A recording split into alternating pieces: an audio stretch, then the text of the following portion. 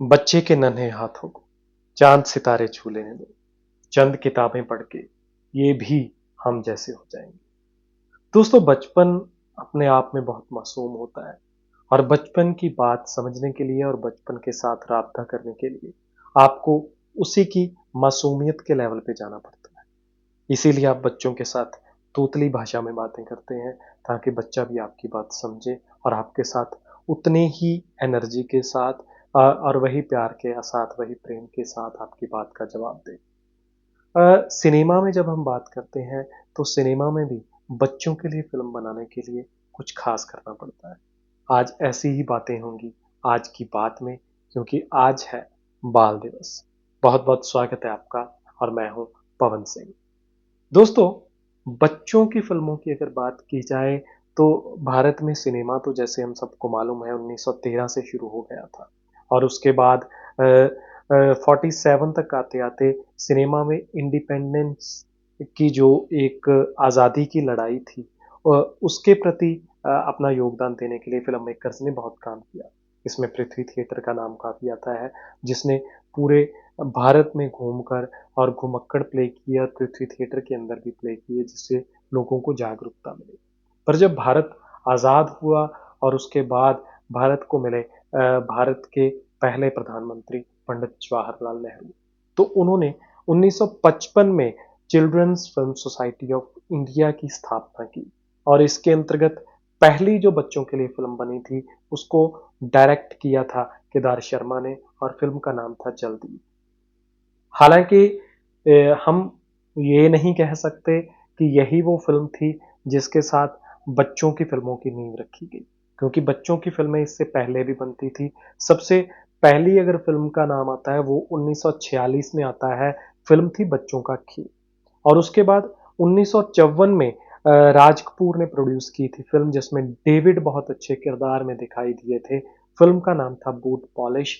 और वो फ़िल्म, क्योंकि हर दौर का अपना नज़रिया होता है, वो दौर की फ़िल्म शिक्षा और मेहनत दोनों को बराबर रख के बात करती थी।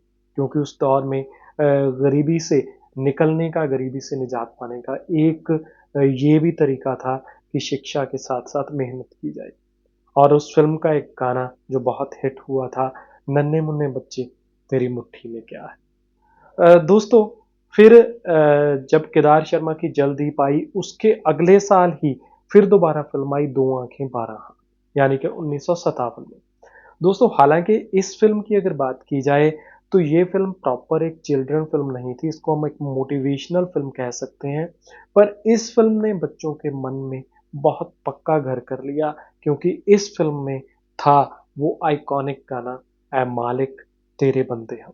और ये गाना बहुत बाद तक बहुत सी स्कूलों की प्रेयर के तौर पे भी यूज़ होता रहा है। खैर, ये तो वो ब्लैक एंड व्हाइट दौर की बात थी। उसके बाद भी बच्चों की बहुत अच्छी फ़िल्में बनती रही हैं बच्चों के लिए, और आज हम उन्हीं फ़िल्मों की बात कर रहे हैं। बड़े-बड़े फ़िल्म मेकर्स को टाइम टाइम पे याद आता रहा कि हमारी ऑडियंस में वो नन्हे-मुन्ने भी हैं, जिनके लिए हमें कुछ मोटिवेशनल, कुछ प्रेरणादायक बनाना है। और 1977 में ऐसा ही कुछ याद आया होगा गुलज़ार को, जब उन्होंने बनाई किताब। हालाँकि किताब में बहुत कुछ था, किताब में धन्नो की आँखें भी थी, किताब में उनका अपना एक स्टोरी टेलिंग का अंदाज़ भी था गुलज़ार का। पर इस सब के बीच एक बहुत अच्छा मैसेज था, वो ये था कि आपका परिवार ही आपकी दुनिया है और आपकी शिक्षा ही आपको कहीं पहुँचाएगी। गुलज़ार अकेले ऐसे फ़िल्म मेकर नहीं हैं बड़े फ़िल्म मेकर्स में से, जिनको बच्चों के लिए फ़िल्म बनाने का ख़्याल आया। ये ख़्याल प्रियदर्शन को भी आया, जब उन्होंने 2010 में बनाई बम बम बोले। बहुत ही खूबसूरत फ़िल्म थी और इस खूबसूरत फ़िल्म का आपको एक बच्चों की स्ट्रगल दिखाई देती है कि एक हैंड टू माउथ फैमिली के 2 बच्चे अपनी गरीबी के साथ किस तरह लड़ते हैं, पर लड़ते-लड़ते भी बड़े बचकाना अंदाज़ में और बड़े ब्यूटीफुल अंदाज़ में वो आपको बहुत सी अच्छी मूवमेंट्स देते हैं। प्रियदर्शन की तरह ही 2002 में विशाल भारद्वाज ने भी बच्चों के लिए फ़िल्म बनाई। ये एक हॉरर कॉमेडी थी बच्चों के लिए, बड़ी इंटरेस्टिंग स्टोरी जिसमें 2 जुड़वाँ बहनें और एक बहन एक चुड़ैल के चक्कर में आ जाती है और दूसरी बहन को उसकी जगह दोनों जगह पे हाज़िर होना पड़ता है। फ़िल्म का नाम था मकड़ी और इसमें आपको शबाना आज़मी की बेहतरीन परफ़ॉर्मेंस दिखाई देगी। ये फ़िल्म एक करारा प्रहार थी हमारे अंधविश्वास के ऊपर, क्योंकि बाद में वो चुड़ैल नकली लगती है। पर दोस्तों बचपन तो बचपन होता है और बचपन को परी कहानियाँ भी चाहिए, बचपन को सुपर हीरोज़ भी चाहिए। इसीलिए जब शेखर कपूर ने मिस्टर इंडिया बनाई, तो ये बड़ों के साथ-साथ बच्चों में भी बहुत फ़ेमस हुई थी। शायद ये मिस्टर इंडिया का ही प्रभाव था कि बहुत बाद में आके क्योंकि मिस्टर इंडिया से तकरीबन 20 साल के बाद आकर फिर दोबारा ऋतिक रोशन को लॉन्च किया उनके पापा ने कोई मिल गया में और ऋतिक रोशन ने फिर कोई मिल गया में जो एक कैरेक्टर बनाया उसी कैरेक्टर के साथ उनकी क्रिश की फ्रेंचाइजी अभी तक भी चल रही है। ये तो सुपर हीरो की बात है। परी कहानियों की अगर बात हो तो परी कहानियाँ पूरी दुनिया में एक तरह की होती हैं। तो गुलिवर्स ट्रैवल एक ऐसा इंग्लिश नॉवल है जिसने पूरी दुनिया के बच्चों को मंत्रमुग्ध किया है। तो भारतीय फ़िल्म मेकर्स की भी इस पे नज़र पड़ी और बच्चों के लिए एक और खूबसूरत फ़िल्म आई थी, उसका नाम था जजंत्रम ममंत्रम। इसमें आपको गुलिवर ट्रैवल की तरह ही एक हमारे ट्रैवलर की कहानी दिखाई देती है, जो एक दूर की दुनिया में पहुँच जाता है और वहाँ फिर उस दुनिया में रहने वाले लोगों को एक राक्षस के आतंक से मुक्ति दिलाता है। इस कड़ी में हम मिस्टर परफेक्शनिस्ट आमिर खान का योगदान भी कभी नहीं भूल सकते, क्योंकि उनकी 2 फ़िल्में तारे ज़मीन पर और सितारे ज़मीन पर, ये दोनों बच्चों के स्पेशल बच्चों के ऊपर केंद्रित थी और उन बच्चों को ज़िंदगी में बराबर के मौके देने की बात करती थी, ये दोनों फ़िल्में। और तारे ज़मीन पर के लिए तो ये भी कहा जाता है कि हर टीचर को ये फ़िल्म ज़रूर देखनी चाहिए। दोस्तों समय-समय पर हमारे रियल लाइफ हीरो हमको इंस्पायर करते रहते हैं। सिनेमा भी इनसे इंस्पिरेशन लेता है और यही इंस्पिरेशन थी 2010 में स्माइल फाउंडेशन द्वारा निर्मित फ़िल्म आई एम कलाम के पीछे। यहाँ पर एक ढाबे पे काम करने वाला बच्चा जो राजस्थान के गाँव में रहता है, वो डॉक्टर कलाम से प्रभावित होकर ये फैसला करता है कि वो पढ़ेगा और उसको उसके ढाबे पे मालिक जो होते हैं मिस्टर भाटी, जो किरदार निभाया था गुलशन ग्रोवर ने और बहुत खूबसूरत किरदार था, वो उसकी पूरी मदद करते हैं कि तुम पढ़ोगे।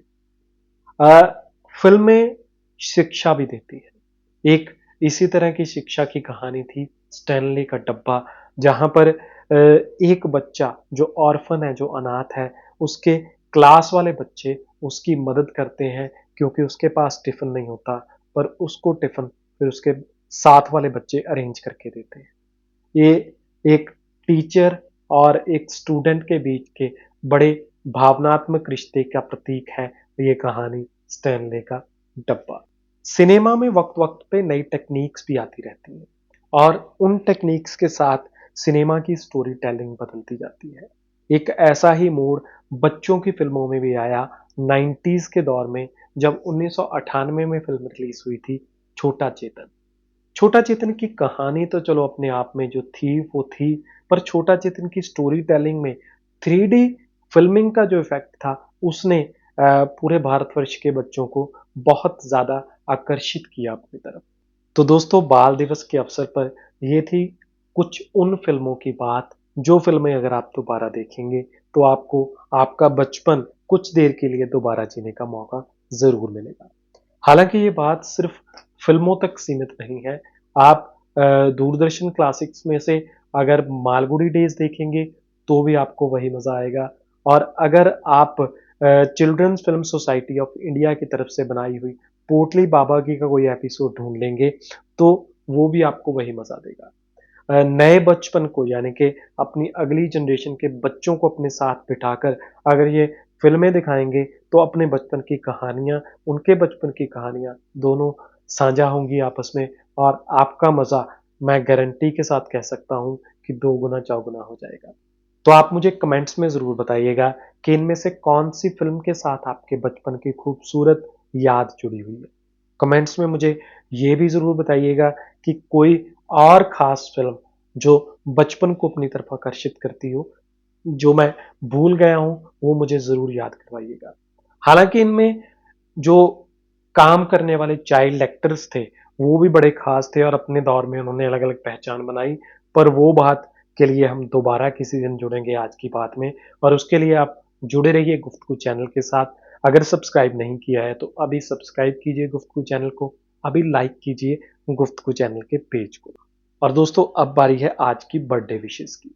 तो आज की बर्थडे विशेज़, सबसे पहली बर्थडे विश जाएगी पंजाबी सिनेमा में कार्यरत बहुत ही बेहतरीन अदाकारा, जो गोडे गोडे चा जैसी नेशनल अवार्डी फ़िल्म में नज़र आ चुकी हैं, अमनप्रीत कौर। आज उनका जन्मदिन है, तो उनको गुफ्तगू चैनल और आज की बात की तरफ से हैप्पी बर्थडे विशेज़ करते हैं।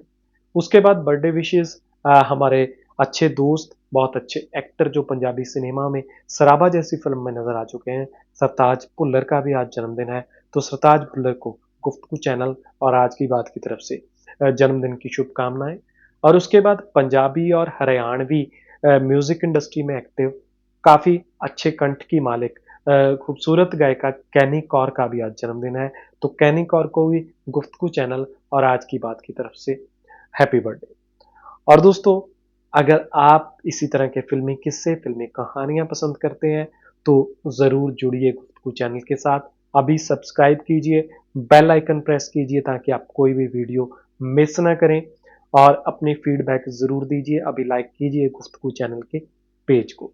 इसी के साथ मैं पवन सिंह आपसे विदा लेता हूँ और आज की बात को छोड़ते हैं कल पे।